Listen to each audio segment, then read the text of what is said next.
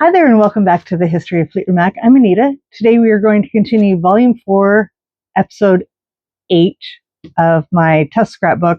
I didn't anticipate that this scrapbook would go into so many volumes, but I think we've got this one and maybe one more to go before we break into the belladonna stuff. So to continue on, I'm going to start with this page here. And again, some of this stuff is going to go from 79 to 80. It's going to kind of waffle back and forth because we're nearing the end, and many more of these are pages of recently acquired stuff and stuff that was put on the back of stuff that maybe was already made or things that I need to redo. But, you know, as I've stressed before, it's not perfect, but it's always a work in progress. This is a favorite picture of Stevie just for that outfit, I love those little cover type things that she has, those vintage beaded things.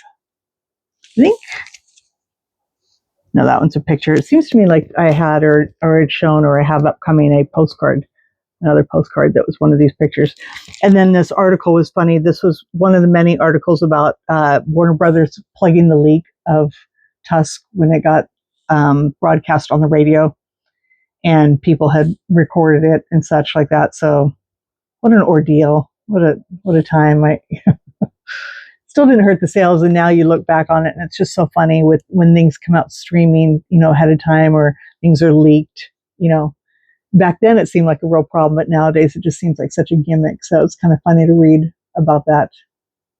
But yeah, that was an article from Rolling Stone, and the end of 1979, I think, or maybe right around the time when it happened.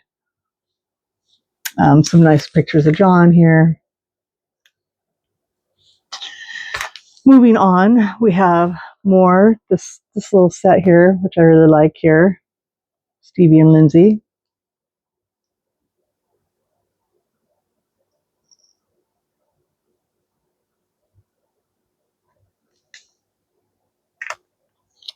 Then this one goes back to, this was from 4/7/1980, and even though it's the picture of them getting their star on the Walk of Fame, this was kind of an interesting little tidbit that I hadn't heard of before.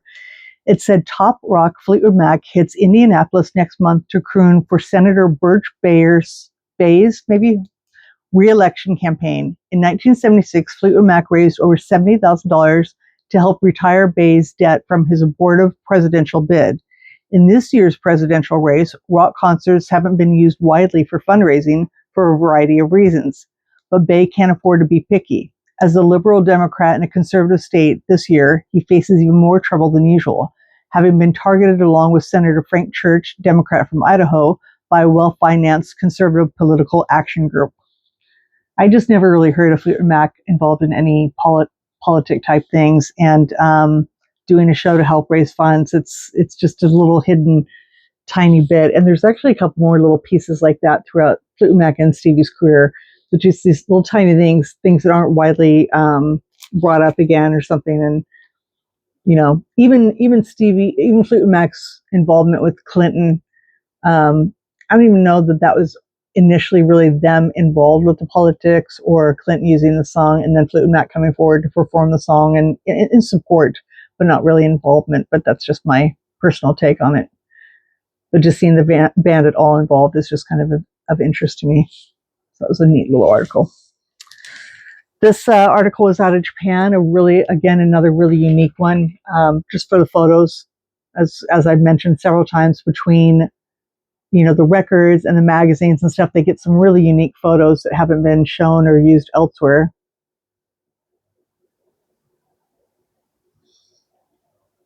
Of course, I can't really interpret the article for you. And then funny enough, I put this picture in here. Where's the opening here? After I made the page, I found this other picture that I'm like, oh, it goes with this set. But so this is just kind of a loner picture. But it's clearly the same day in her hair and what she's wearing and the necklaces and such.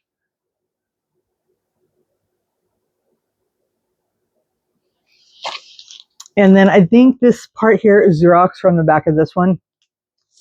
But then the remainder of the article was separate pages, so I didn't have to make any more Xeroxes, which, as you all know, I'm kind of weird about that.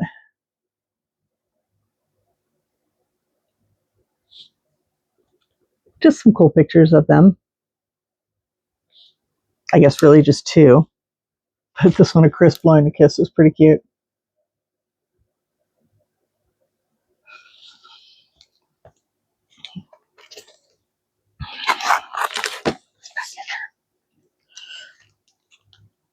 So now I'm going to have to find more from this to create another page, or maybe some other part of the article. Who knows? This one I've had forever. This one, I don't even remember what magazine this came out of, but I don't think Stevie has a bad photo. But this one here, this is one of my least favorite photos. And even though it was one of my least favorite photos, I still remember to this day begging my mom and dad, or my mom out shopping with her probably, to let me buy the magazine that had this photo in it, which is funny because even though I didn't care for the photo, just I had to have it still. But I've had this since day one. She just looks tired. And I don't know, that photography nowadays, of course, you know, we have all the cosmetics and such like that, and different filters and stuff. And there's nothing wrong with their makeup. It's just, it's all captured funny, the lighting and everything. Can't deny that smile though. It's a great smile. Then this might have been a continuation or another piece in that, with that article from this last page here in the same magazine. This live shot of her here, which I think goes with this one.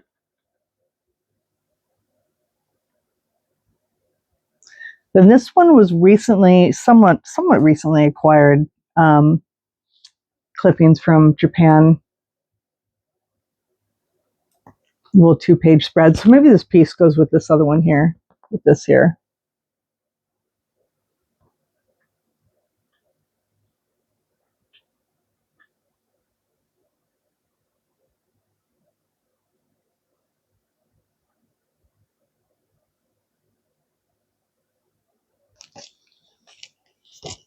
And they say February 3rd, 1980 in Tokyo, Budokan.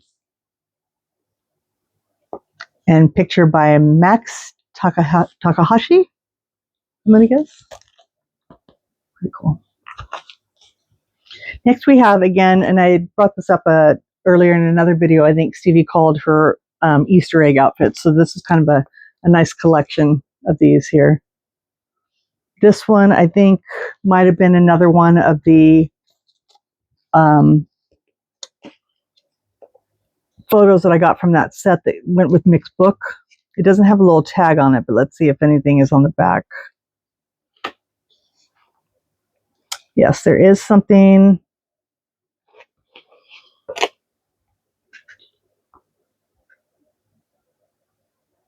Usually I cut this out and try and keep it. Photo selection. It's all in German, so I can't really make that out. And it just looks like it's an archival thing, like an archival picture that might have been used in like a German newspaper or something, or magazine. I think I've shown some that don't necessarily have the photographer's name, which is odd, but it will say on the back like it's just a media use page. Yeah, something they just keep in the file to bring out again. It's a great live shot of Stevie, even though it's kind of a far away picture, but all those shawls and stuff, I just love this picture. Then here's that kind of Easter egg look she was having, over pinks and blues and purples. Then this one as well, on the next page, again. Oh, you know what? I wrote down the name. Look at me, how smart I am. These photos were taken by Simon Fowler in 1980. So yeah, it's that one and this one.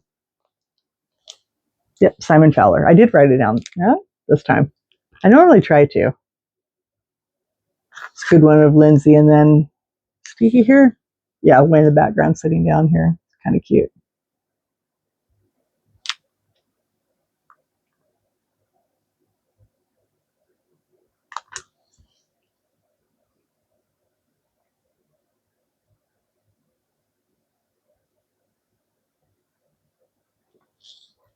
Continuing on with that, again, this is a Neil Preston photo. This is a pretty commonly used photo, and this, again, has that little tag. So this was one used in Mick's book from that collection.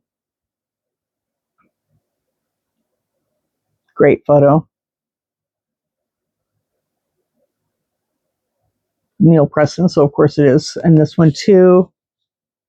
No, this is by Bill Daras Postenbach, this photo here. And this is, yeah, both of these are 1980.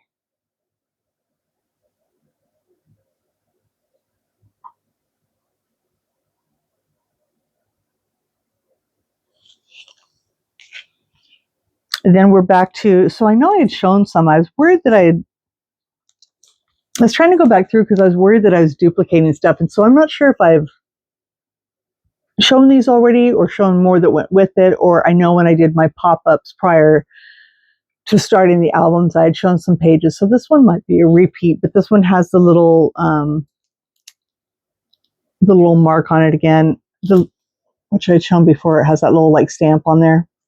And these were by, I'm trying to remember again who these were by. I can't read that. I'll try that on the next one here. And then this article here,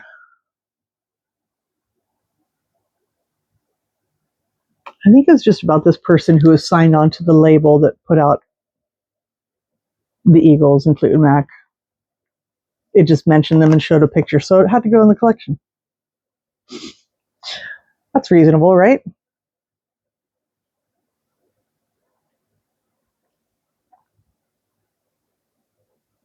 Then continuing on with these photos. Again, let me see if I can read it on this one here. It's right there. It just, the light is just catching up funny. I know I've given their name before, so I've given them their credit, but these all still have that little stamp shown here. You can kind of see. Just can't quite catch it in the light. But I really like these photos.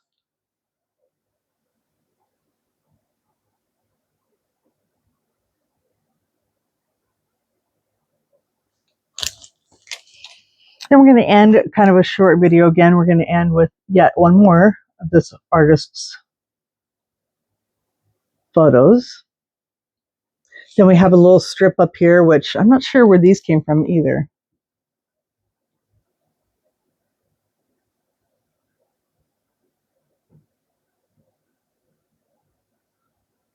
And let's see if there's any of these little cool pieces here. Fleetwood Mac's Fleetwood Mac's Tusk, scheduled to be released tomorrow, was somehow leaked to RKO radio stations in New York, Los Angeles, Boston, Fort Lauderdale, and San Francisco, Chicago, and Memphis. So not just one place. Warner Brothers Records got a cease and desist order right away, but not soon enough to prevent home taping. The label might sue. I don't know if that ever came through. Another little short clip here. Some artists have become absurdly self-indulgent in recording albums. Two of the albums the industry observers hope will bring business back to an upswing this fall. New releases by the Eagles and Fleetwood Mac have each cost between $500,000 and $1 million. The Fleetwood Mac album will list price for $15.98, which means that it will sell for between $10 and $11 discounted. There are fears that this is too much to ask at a time when $11 will no longer buy someone a full tank of gas. That was the 70s for you. If you know, you know. And then again, so most all of these are, oh, that's funny, this is a repeat. I didn't even notice that.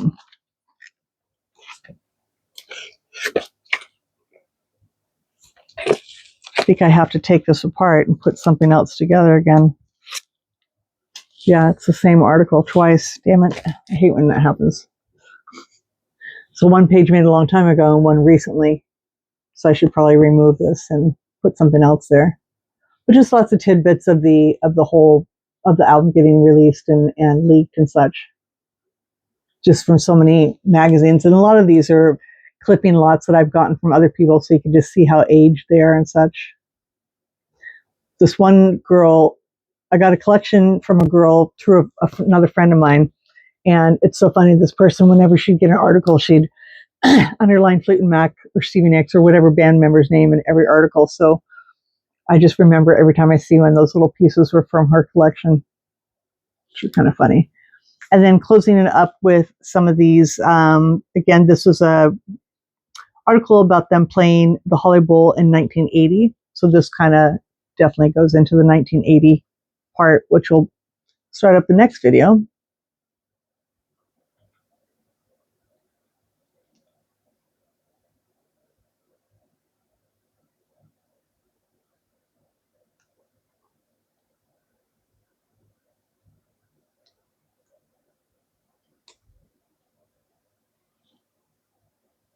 This one is a nice shot too. It's a shame it's kind of hard to see, but it's a great picture with that smile. So yeah, that is it for this video. And again, we're coming up, and I believe will again be the last chapter in my Tusk 1980 tour book, which will be, I think, volume 9, and then we start on to Belladonna. So thank you so much for joining me today, and we'll see you next time. Have a great night. Bye.